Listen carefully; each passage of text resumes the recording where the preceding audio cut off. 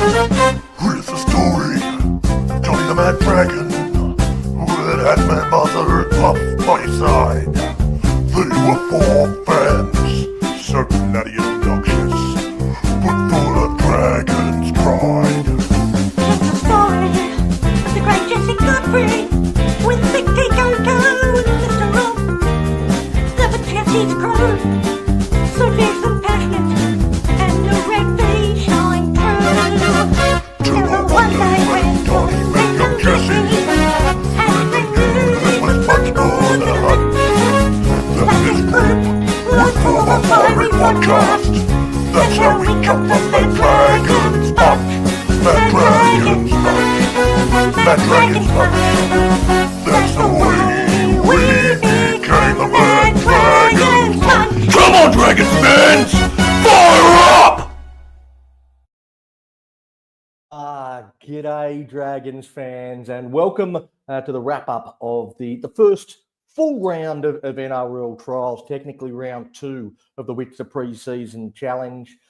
Again, there's probably not going to be too much of value that you're going to gain from trial games, but it's always fun to talk about. Kicked off with the Sharks and the Raiders. Very interesting in the opening 20 minutes or so. I thought in that opening 20 minutes, the Sharks were actually near perfect, but got stung by multiple roll ball infringements, something that all NRL teams will need to be mindful of for the first 2 to 3 rounds of the season before the referees inevitably forget about it. This was probably the only trial with 2 close to full-strength teams going at it.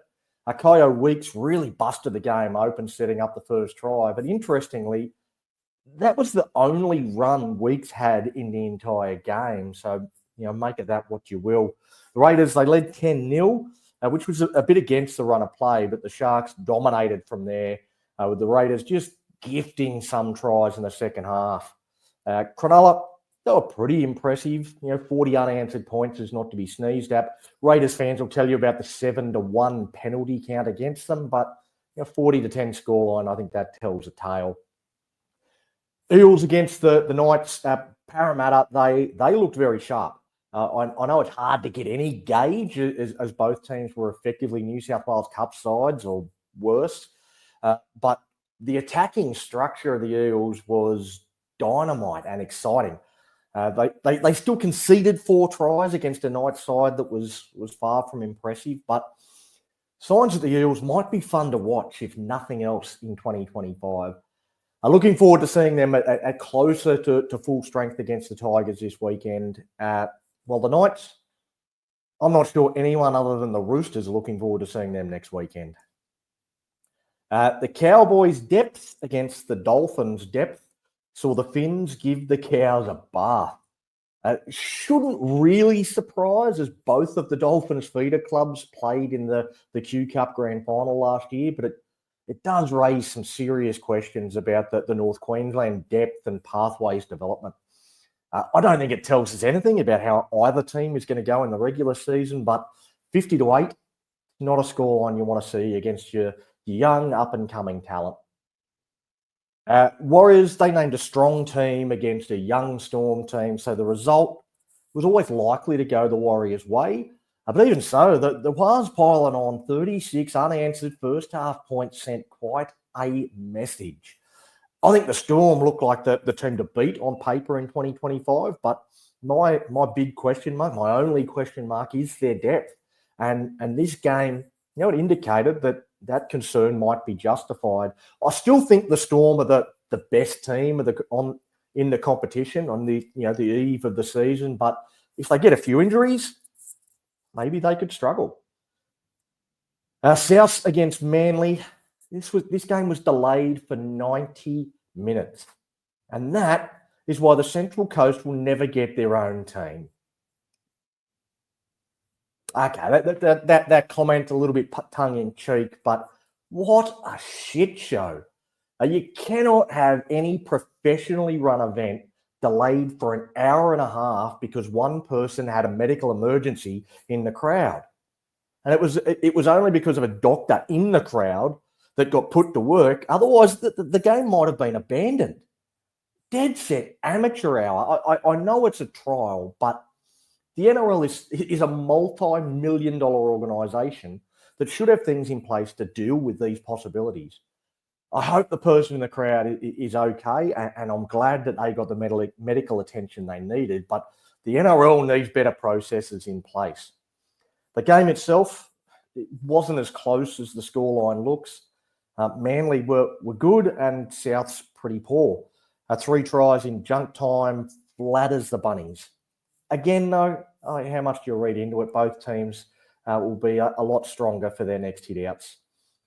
I thought the Titans team looked stronger than the Broncos on paper. So this was the most disappointing performance of the entire weekend. No surprise that under Madge, the Broncos looked fit. They had 60% of the possession. They completed at 90%. So the Broncos were outstanding. But with the team the Titans named, they just should have been better. 52 missed tackles to 17. This was men against boys.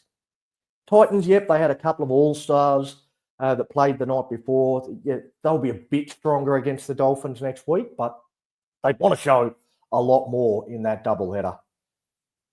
The best trial of the weekend was the Dogs against the Tigers, and unfortunately, I didn't get to watch too much of it. I kind of had it on in the background as I was preparing for and then doing the live stream for the Dragons game. So I don't have too much to add other than, the Dogs won a pretty tight game, very much a tit-for-tat battle.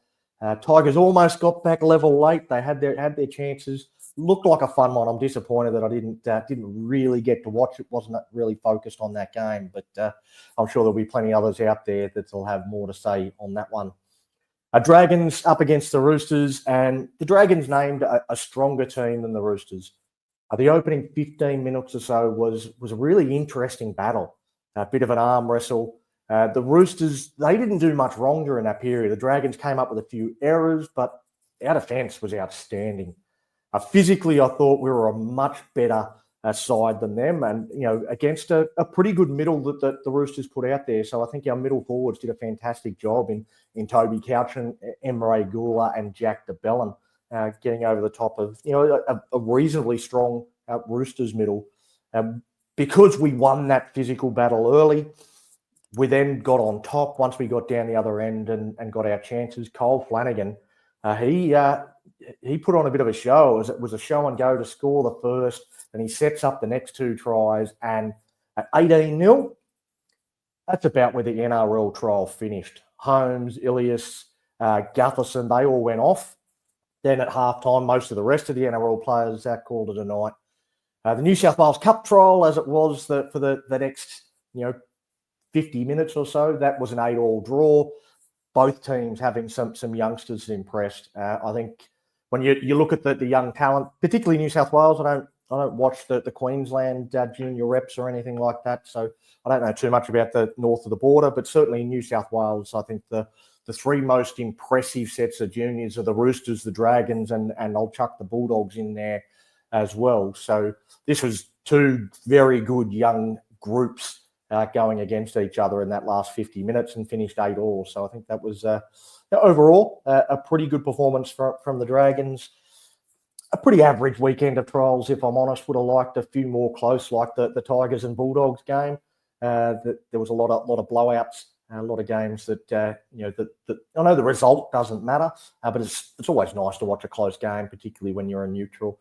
Hoping that this weekend coming, there's going to be better squads. It's going to be closer to full strength sides that are going up against each other, and I think it's going to be a good weekend of trial footy. I actually love trials. I know a lot of people don't, but I really enjoy watching some of these younger players get their opportunity, and some of them really step up and prove to be ready to get their NRL opportunity. So I think it was a good weekend. Looking forward to another one next weekend before we get into the real stuff. Come on, Dragons fans, fire up!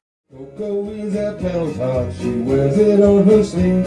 As much tells tales of Dragons wins and tuna victory. Donny and the NP crew will do their very best, hitting up topic and I digress with a red V on our chest. The Mad Dragon podcast is a sheep of frog runnery, navigating rants down rabbit holes in the land of big wet bees. And so I peddle sweet potatoes and a pursuit is a dream. The Mad Dragon podcast, under